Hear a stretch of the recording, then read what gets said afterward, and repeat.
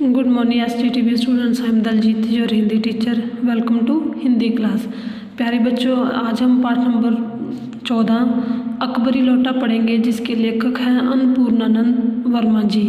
तो चलिए dear students, हम लेसन रीड करेंगे। लाला झाऊलाल को खाने पीने की कमी नहीं थी। काशी के ठठेरी बाजार में मकान था।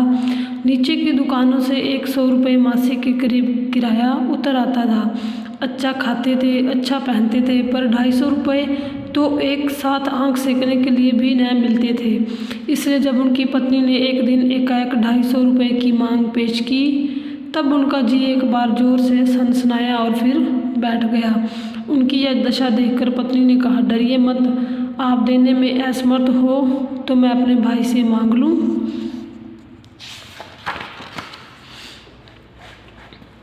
लाला झाऊलाल तिल मिला उठे। उन्होंने रोब के साथ कहा, अजी हटो, 250 रुपये के लिए भाई से भीख मांगोगी?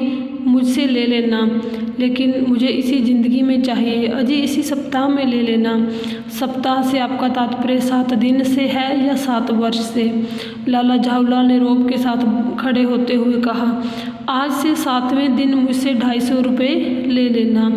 लेकिन जब 4 दिन ज्यों त्यों में यूं ही बीत गए और रुपये का कोई प्रबंध न हो उसका, तब उन्हें चिंता होने लगी। प्रश्न अपनी प्रतिष्ठा का था, अपने ही घर में अपनी साख का था। देने का पक्का वादा करके अगर अब दे न सके तो अपने मन में वह क्या सोचेगी?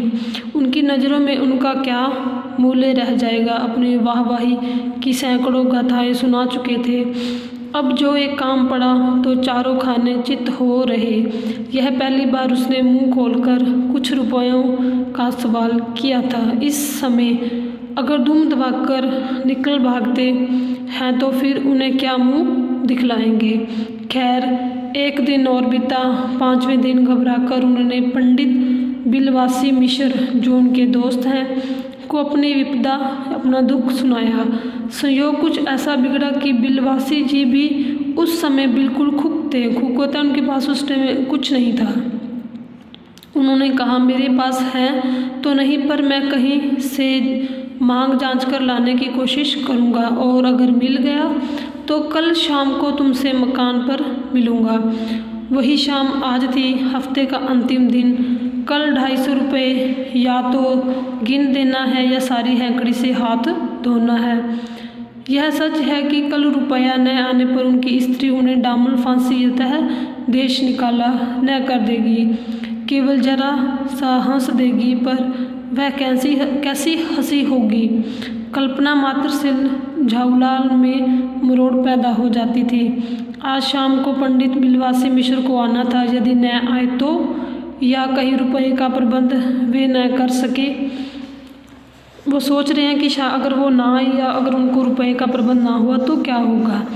इसी उधेड़बुन में पड़े लाला झाऊलाल छत पर टहल रहे थे। कुछ प्यास मालूम हुई। उन्हें नौकर को आवाज़ दी। नौकर वहीं था। खुद उनकी पत्नी पानी लेकर आई।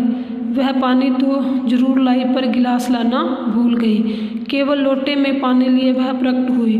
फिर लोटा भी संयोग से, वह जो बेढंगी सूरत के कारण लाला झाऊलाल को सदा से नापसंद था तो नया, 1-2 साल का ही बना, पर कुछ ऐसी घड़त उस लोटे की थी कि उसका बाप डमरू, माँ चिलम रही हो, यानी कि उसकी घड़त अच्छी नहीं थी, इसलिए लाला झाऊलाल को वो पसंद नहीं था। लाला ने लोटा ले लिया, बोले कुछ नहीं। अपनी पत्नी का अदब मानते थे, मानना ही चाहिए। इसी को सभ्यता कहते हैं। जो पति अपनी पत्नी का न हुआ वह पति कैसा। फिर उन्होंने यह भी सोचा कि लोटे में पानी दें, तब भी गनीमत। अभी अगर चूं कर देता हूँ तो बाल्टी में भोजन मिलेगा, तब क्या करना बाकी रह जाएगा। लाला अपना गुस्सा पीकर पानी पीने लगे।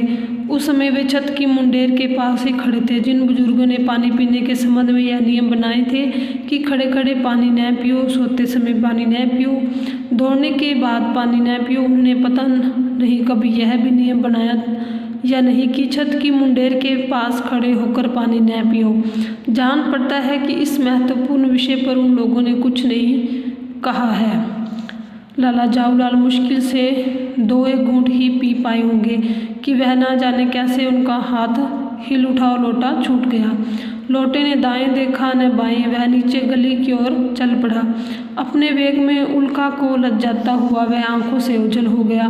किसी जमाने में न्यूटन नाम के किसी खुराफाती ने पृथ्वी की आकर्षण शक्ति नाम की एक चीज इजाद की थी। कहना न होगा कि यह सारी शक्ति उस समय लोटे के पक्ष में थी। तो डियर स्टूडेंट्स, आज के लिए हम इतना ही लेसन रीड करेंगे। नेक्स्ट हम नेक्स्ट क्लास में रीड करेंगे। Thank you, have a nice day.